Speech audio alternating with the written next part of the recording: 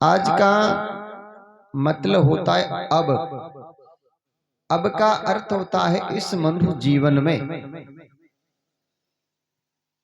पशु तो कह ही नहीं सकता ये गुरु क्या है, ये विषय सिर्फ मानव जीवन का है। और मानव ही इस बात को समझता है। मनुष्य में भी अंतर होता है। सभी मनुष्य नहीं होते जिसके 2 हाथ 2 पैर है, वो मनुष्य की गिनती में नहीं आता। ये बंदर की भी शक्ल हम जैसी गौर से देखना। मनुष्य में कुछ गुण होते हैं, मनुष्य में भी कुछ विशेषता होती है, उसको ही सिर्फ मानव की गिनती में लिया जाता है। नहीं तो मनुष्य और पशु में अंतर नहीं होता। गौर से देखोगे तो आलस निंद्रा भोग करे जहां तक पशु समान, नर में ज्ञान अधिक समझ बिना पशु जान। अगर समझ नहीं है तो वो पशु के समान जीवन है। मकान बनाना, धन कमाना, संतान पैदा करना, नास्तिक सुख भोगना, ये बड़ी बात नहीं है। एक अरबों रुपए की मणि होती कि सरब के पास में, शायद हमारी कॉलोनी को खरीद लो, इतनी बड़ी कीमत होती इस मणि की, फिर भी वो कीड़े खा के जिंदगी गुजारता है। दिल पर हाथ देकर प्रयास करने की बात। आज श्रीमान राम जी लाल जी थानदार जी ने के जीवन में बहुत उन्होंने प्रयास भी किया होगा, संतान को भी जन्म दिया, धन भी कमाया, गाड़ी घोड़े सब कुछ किया, फिर भी साथी नहीं हुआ। इसी प्रकार हमारा भी कोई साथी नहीं है। ये जीवन की सुविधा है। जीने के लिए भोजन भी चाहिए, पहनने के लिए कपड़े भी चाहिए, घूमने के लिए थोड़ा धन की भी आवश्यकता है, रहने के लिए मकान की आवश्यकता है, पर सुख नहीं है। ये सुख की सुविधा नहीं, मात्र जीवन सुविधा है जीवन। इसलिए जीवन में गुरु की बड़ी आवश्यकता है। और गुरु एक जीवन के आयुर्वेदिक डॉक्टर है, गुरु एक वकील है, गुरु एक न्यायाधीश जज है जो फैसला करता है। मनुष्य भाग्यशाली वो नहीं है जिसके पास में 4 मंजिल का मकान है, जिसके चारों बेटे नौकर है, जिसके पास में अरबों रुपए की प्रॉपर्टी, वो भाग्यशाली नहीं हो सकता। भाग्यशाली वो है जिनको के पास में संतों की शरण है, संतों का सहारा है, सत्संग है, भक्ति भाव है उनके अंदर, वो लोग बहुत बड़े भाग्यशाली होते हैं। हमारे पास में सीमेंटेड के मकानों में रह के जिंदगी गुजारने वाले रावण के पास में सोने की लंका थी, अधर्म के कल्पना से समुद्र में दर से डूब के खत्म हो। जिसके पास में बैठने का आसन भी सोने का था, जिसमें खाने का थाल भी सोने का था, जो पहनने की जूती भी सोने की पहनता था, उन लोगों का इतिहास उठा के देखिए आज पतन हो गया। हम ना कुछ इंसान जीने वाले हैं।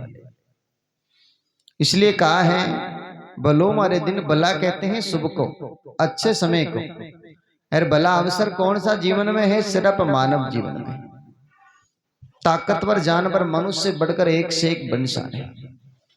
एक इंसान एक बोरी को ले जाने की कल्पना करता है, पर ऊंट गाड़ी में दर्द होगी तो 50 बोरी की ले जाने की क्षमता रखता है। वो ताकतवर है आपसे ज्यादा है, हाँ, पर माइंड नहीं है, फिर भी हम उसको ऊंट कह के बात करते हैं। एक सीबीआई कुत्ता जिसको मनुष्य पढ़ाता है, उसको मनुष्य शिक्षा देता है, उस शिक्षा देने वाले इंसान को पता नहीं चलता मर्डर किसने किया, वो कुत्ता उसी मर्डर की जांच करता है। क्यों? मानव शिक्षा देता है पर लेता नहीं, इसलिए उसको अधिकार प्राप्त नहीं हुआ, फिर भी हम उसको कुत्ता के बात करते हैं।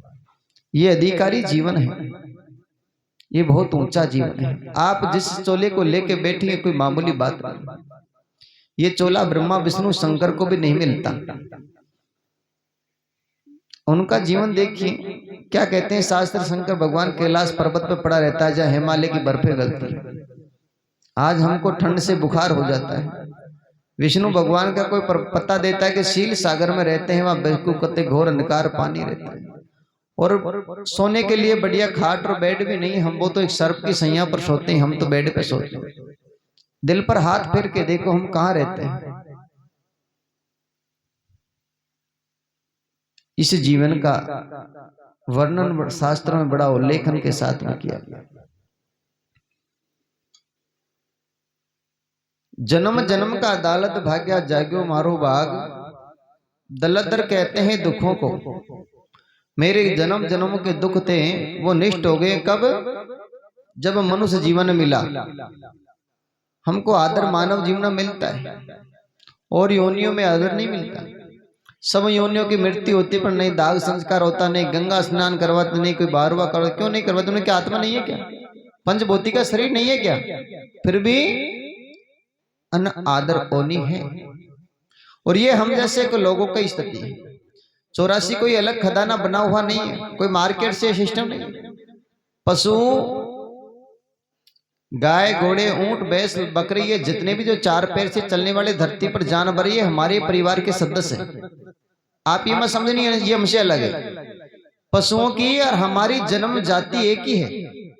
जिस खान से मनुष्य पैदा होता है उनसे ये जानवर, ऊंट, गधे, घोड़े, भैंस, बकरी, ऊंट सब उसी खाने से पैदा होते हैं जिससे हम पैदा हुए हैं। ये रिजल्ट खाता हमारे इनके बीच में चलता रहता है। इनका जब इनका डेट ओवर पूरा हो जाता है, ये हमारे एरिया में आ जाते हैं। जब हमारा खत्म हो जाता है हम इनके एरिया में चले जाती है। सदाना बीच में चलता रहता है। और इससे जब विशेष ज्यादा गलत कर्म हो जाते हैं फिर अनर्थ योनि को पार हो जाता है। पशु तक भी अगर योनि को प्राप्त करता है, जहां तक भी मनुष्य ठीक बात है, पर उससे भी अनर्थ में जाता है जब महापाप, महादुखों का भोग। जैसे सर्प है, सबसे खट्टी भयंकर खतरनाक योनि है। उसमें ईश्वर की कृपा से पैर भी चलने को नहीं मिलते हैं, वो ऐसी योनि है। फिर भी जिन लोगों के गुरु नहीं है वो 10-10 कोस की डंडोज देते हैं, पेट पलड़ियां चल की करते हैं। किस क्लास में जाओगे? कहाँ का एडमिशन करवाया? ये नुंगरो चाले पेट पलड़ियां, अंत में सर्प बने रे। अरे नुंगरा गुरु भी नहीं नाय तेरे रे।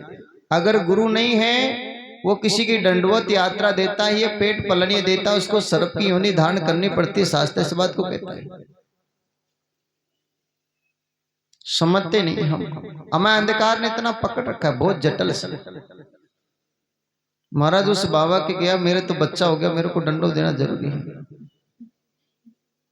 बहुत बड़ी बात। एक हम सत्संग में गए हुए थे, 2-5 माता बहन एक जगह बैठ के बातचीत करी थी। औरतों में मर्दों में होती है कभी बातचीत करने की। तो एक विकती ने, एक माता जी कह रही थी हमारे तो बच्चा ही नहीं था, तो उस बाबा की गए नहीं तो वहां से बच्चे हो गए।